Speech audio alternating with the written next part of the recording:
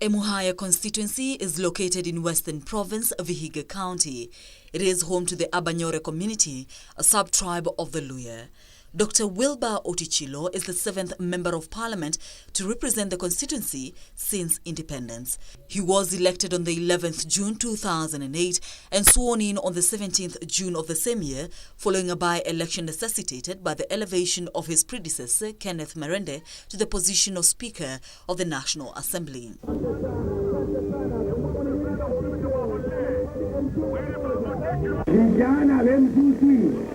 Vijana wenziti dangwa mlembe kandi ukakuranga nyamu kopira hembwa ingari muno ukatya magole indai yokubiretura nenyanga mukupire hembwa muno wadire kasi indai nenyanga ndondi wako amara kumale kura ndondi weyake kofore kati ya maendeleo.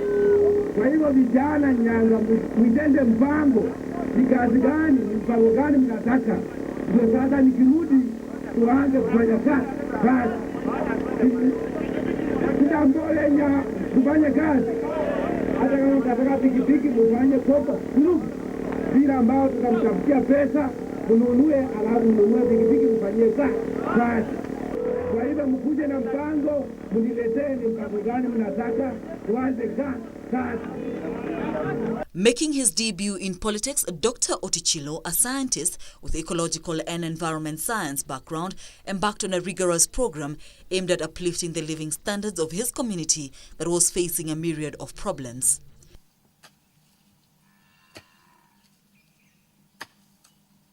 With the support of professionals in the area, Dr. Otichilo embarked on development of a 10-year strategic plan to act as a framework for addressing issues of education, health and infrastructure development, as well as poverty. After being sworn in as a Member of Parliament for Emuhaya, I immediately embarked on actualizing my campaign manifesto centered on delivering action.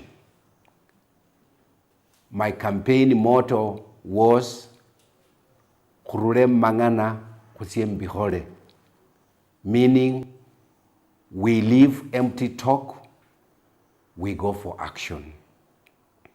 And therefore, after I was elected, the first thing I did was to mobilize Banyores so that we could come up with a strategic plan that we would implement to be able to achieve our development goals.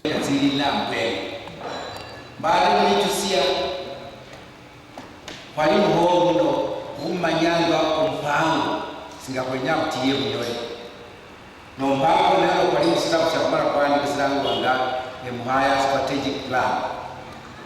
After 2 years, kuitile mbole kutia mbele. Nenyumo mbole mbumulora tiyo bre, nomba para tiyo bre mbole na hawu musina akuja kutia nenywe, nomba para kumo wakua mashauri kutie hala kwa kulele maendeleo emunyole.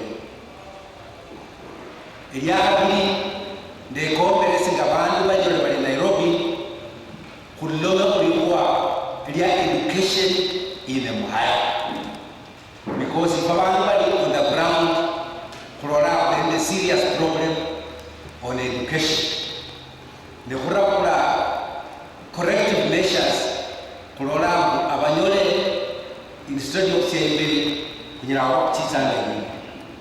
I want to thank a number of Emuhaya professionals who are led by Professor Benson Estambale, who sat down with me to craft a strategic plan which was later on endorsed by the people of Bunyore for implementation. And the secretary was the late Godfrey Olkoye. Other members of the committee were Dr. Nasibi, Pamela Amunga, John Ambeza, and many other professionals who contributed towards the strategic plan. We prepared the strategic plan in which we did a lot of consultation with the people on the ground. We talked to the stakeholders, we talked to the church leaders, we talked with all development agents in Emuhaya, including the provincial administration. And after a long consultation, we came up with a strategic plan that was officially launched at Bunyore Girls High School on 27th of December 2008. The chairman of CDF, our director of planning Western Kenya, our representative of the CDF board from Nairobi, and the people from Emuhaya. I'm indeed very happy to receive this strategic plan for the people of Emuhaya from our consultant through our chairman. I want, on behalf of the people of Emuhaya, to say thank you very much for this document. This document is now our roadmap.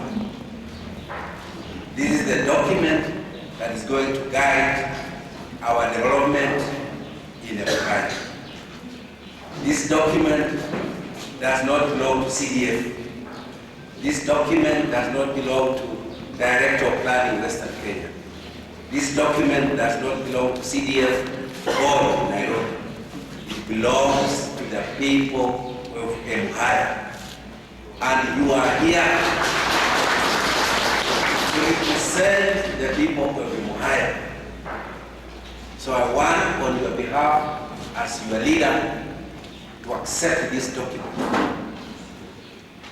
and say we want to commit ourselves to this document. I want that assurance that we want to commit ourselves to this document. Are you ready to commit yourself to this document? Yes. One of the first aspects of the development program was security. Security was a major problem in Emuhaya when I took over as a member of parliament. There was theft of livestock. There was theft of everything, and people could not get to do their business because there was insecurity.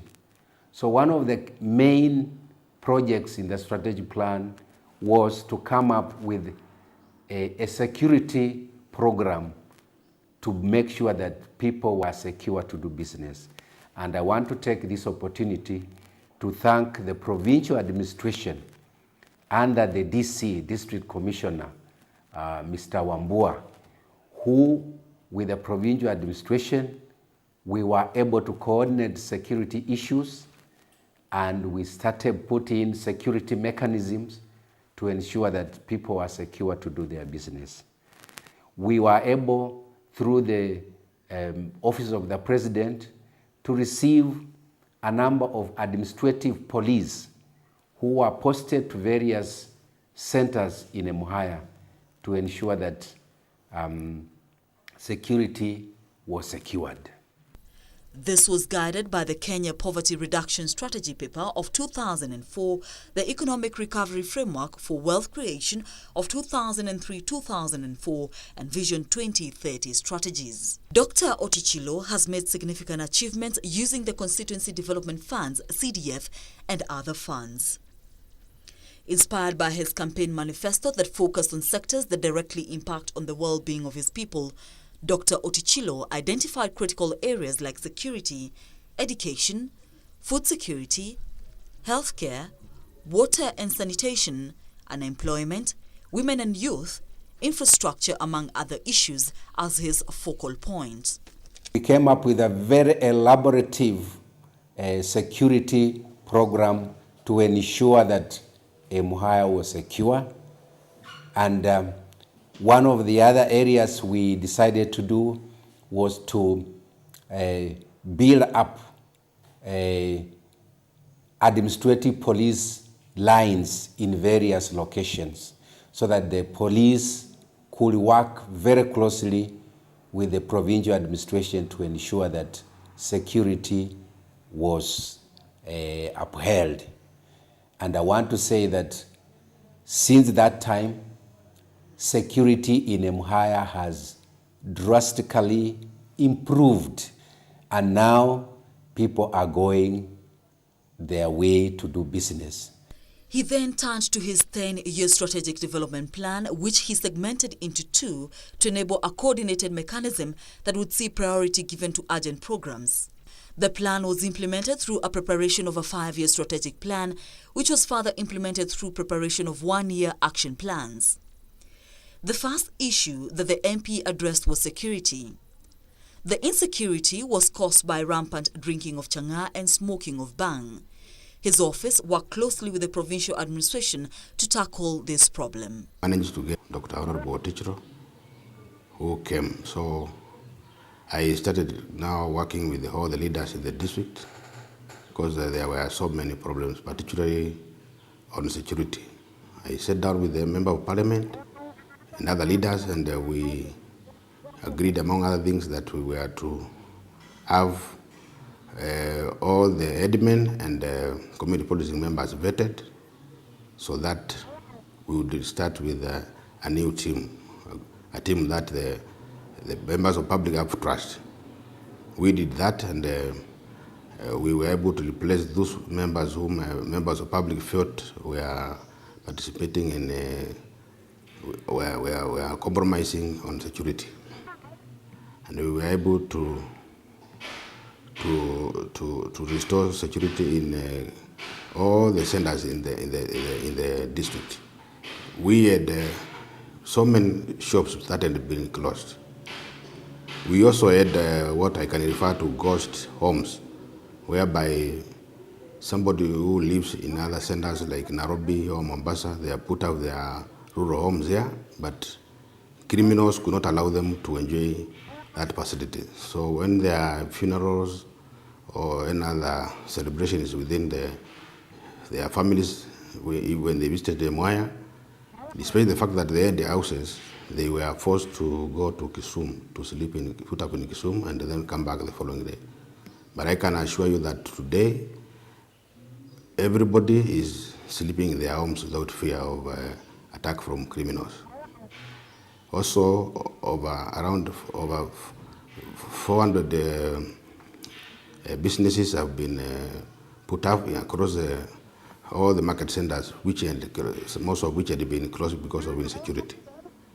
I used to operate from Vihiga, but the CDF put up a house for the DC, so I'm able to operate from the district. And it makes it easier for me because the fuel that I used to travel, transportation to Vihiga every day to and fro can now be used for security matters. And since we put security in place, a lot of business has started. Some of the markets that had closed down, like Wehomo, Esaba, Mwichio, Esibuye, Munjiti, Esiruro, have now become very vibrant. Nina furaha sana kwa hii soko ambao tulikuja kujengewa hapa, kwa maana tunaona itakapokuwa inaendelea mahali hapa, tutakuwa na maendeleo katika huu mji wetu. Na sababu ya hii soko kuwa hapa, wakina mama walikuwa wanahangaika kubeba mizigo, wakienda Rwanda, wakienda sehemu mbalimbali, ili watafute vile watakuwa wakiuza vitu vyao. Na tulipo lalamikia habari ya soko hapa, na tukaona tumeletewa na mjumbe wetu soko ya hapa, tunafuraha sana kwa sababu tutakuwa na maendeleo katika hii mji wetu. Hii soko vile tumeletewa na Mheshimiwa Wilbur Otichilo itatufaidi kwa njia nyingi.